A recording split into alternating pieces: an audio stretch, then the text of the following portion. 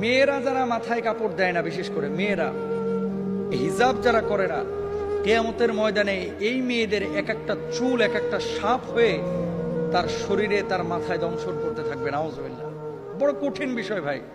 নামাজ পড়া ফরজ, রোজা করা ফরজ, হজ করা ফরজ, যাকাত দেওয়া যেমন ফরজ, পর্দা করা ছেলেদের এবং মেয়েদের তেমনই ফরজ।